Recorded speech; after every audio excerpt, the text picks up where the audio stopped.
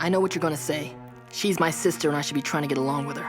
No, she's crazy and she needs to go down. Welcome to Mojo Core, and today we're counting down our picks for the top 10 times Iroh was the best character on Avatar. No, Zuko.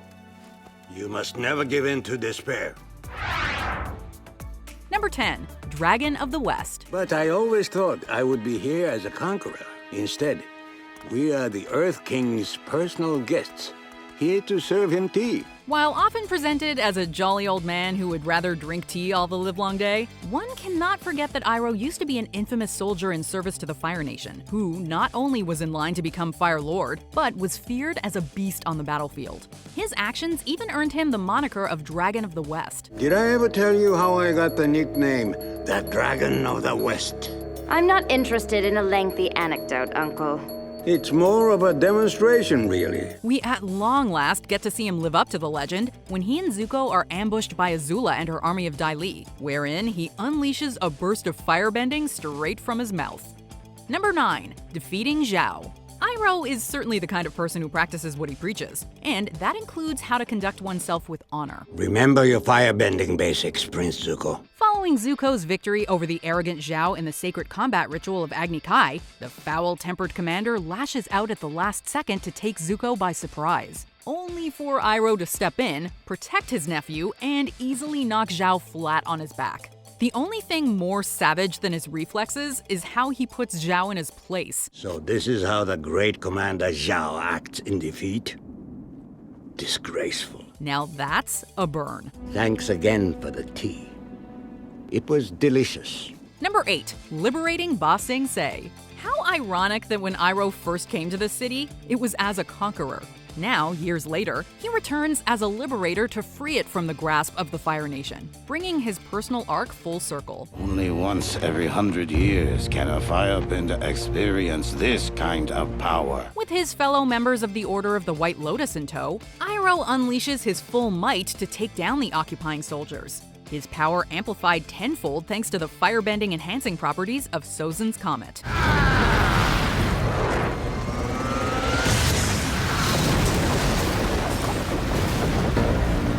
It's a shame he never got the chance to test his mettle against Ozai in this state. Number 7, Tea with Toph.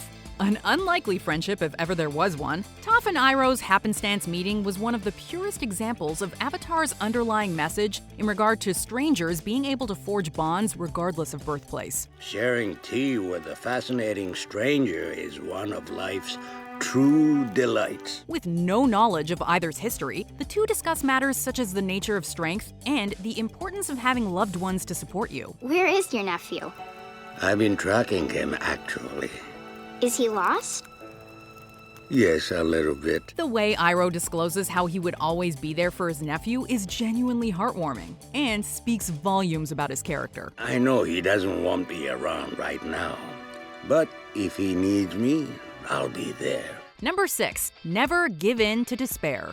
It seems that Iroh has advice for every occasion, though this might be one of the most important lessons he ever imparted to Zuko. But it's nothing to be ashamed of. There is a simple honor in poverty. Now fugitives on the run from the Fire Nation, the pair is left poverty-stricken. Though Iroh being Iroh, he still sees the bright side, whereas his nephew is deeply shaken that his purpose in life may have been snatched away. No, Zuko. You must never give in to despair. Obviously speaking from past experiences, Iroh tries to convince Zuko that one should always cling to hope even in the darkest of times, no matter what. It's a creed born from a wise old soul, and one that both Zuko and all of us should take to heart. In the darkest times, hope is something you give yourself. That is the meaning of inner strength. Number 5, Destiny. Honestly, it seems that just about everyone gets along with Iroh. Toph thinks you give pretty good advice. And great tea. The key to both is proper aging. As he and Aang venture deeper into the underground in search of Zuko and Katara, the Avatar opens up about his doubt over having left his training to rescue her, and by doing so may have doomed the world. In typical Iroh fashion, he praises Aang for choosing happiness over power, and that destiny isn't so simple a thing. Perfection and power are overrated. I think you are very wise to choose happiness and love. Given how everything worked out in the end, we can chalk this up to yet another time Iroh was proven right. But if you just keep moving, you will come to a better place. Number 4. Discussing the elements. While Iroh teaching Zuko the fundamentals of being able to redirect lightning was fascinating, it's his lecture on the elements and their respective nations that really blew us away. Earth is the element of substance.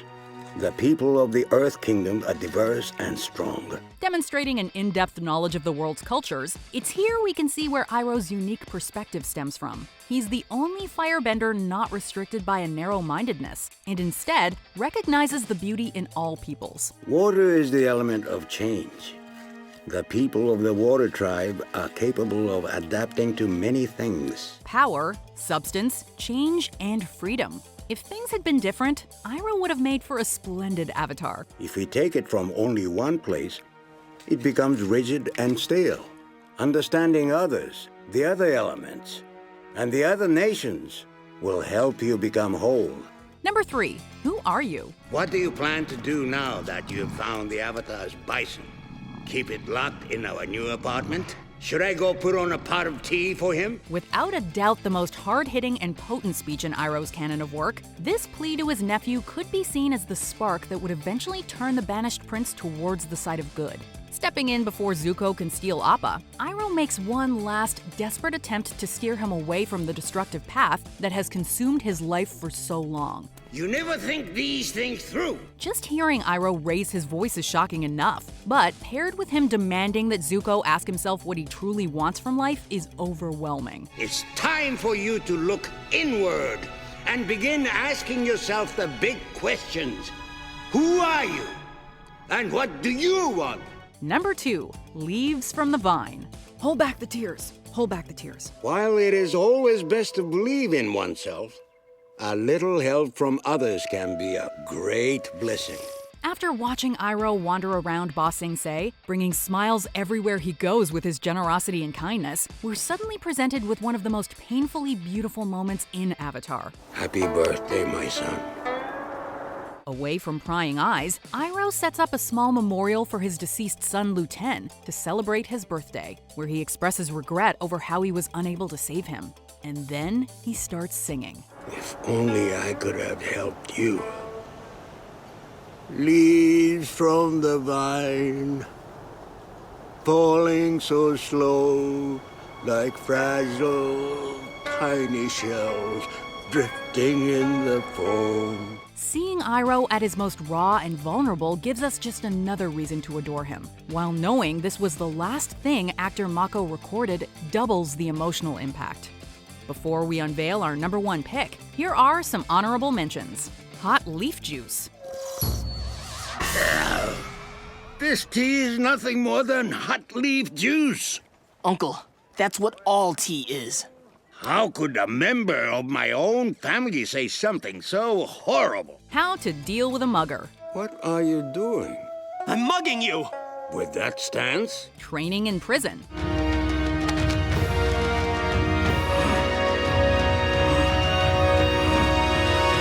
Pride and shame. Pride is not the opposite of shame, but its source. True humility is the only antidote to shame. Number 1. Forgiving Zuko. Time and time again, it was Iroh's bottomless affection for his troubled nephew that resonated so deeply with audiences.